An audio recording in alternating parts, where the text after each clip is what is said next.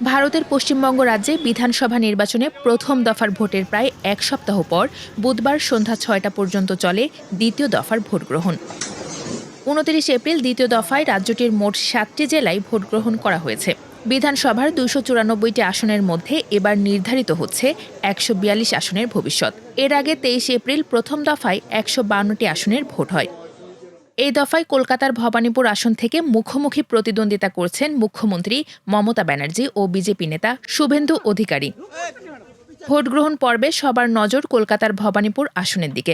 এই এলাকাতেই মুখ্যমন্ত্রী ও তৃণমূল কংগ্রেস নেত্রী মমতা ব্যানার্জির বাড়ি। তিনি এবারও লড়ছেন এই আসন থেকে। তবে এবারের ভোটযুদ্ধ ভিন্ন মাত্রা পেয়েছে, কারণ মমতা ব্যানার্জির ঘরের মাঠে এবারে তার মুখোমুখি হয়েছেন বিজেপি নেতা শুভেন্দু অধিকারী। তিনি অবশ্য পূর্ব মেদিনীপুরের নন্দীগ্রাম আসন থেকেও প্রার্থী হয়েছেন। সকালে বুথ পরিদর্শনে বেরিয়েছেন মুখ্যমন্ত্রী মমতা ব্যানার্জি। তবে শুভেন্দু অধিকারীকে ঘিরে উত্তপ্ত হয়ে ওঠে কলকাতার কালীঘাট অঞ্চল।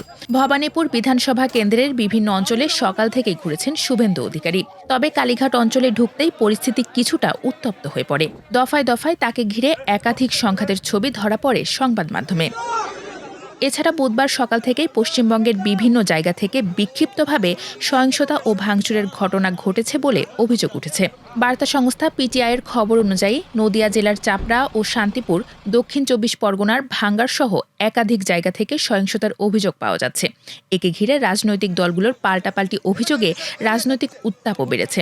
নির্বাচন কমিশন বলছে তারা দ্বিতীয় দফায় ভোট অবাধ ও শান্তিপূর্ণ করতে সচেষ্ট।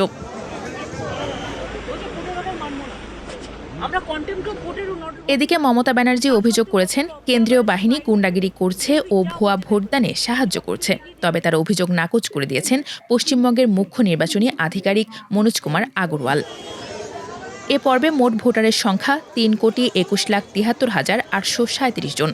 বেলা ১টা পর্যন্ত ভোটের হার ৬১.১১% ছিল বলে নির্বাচন কমিশন জানিয়েছে। ভোটের হারের নিরিখে এখনও পর্যন্ত এগিয়ে রয়েছে পূর্ব বর্ধমান। সেখানে ভোট গ্রহণের হার ৬৬.৮০%।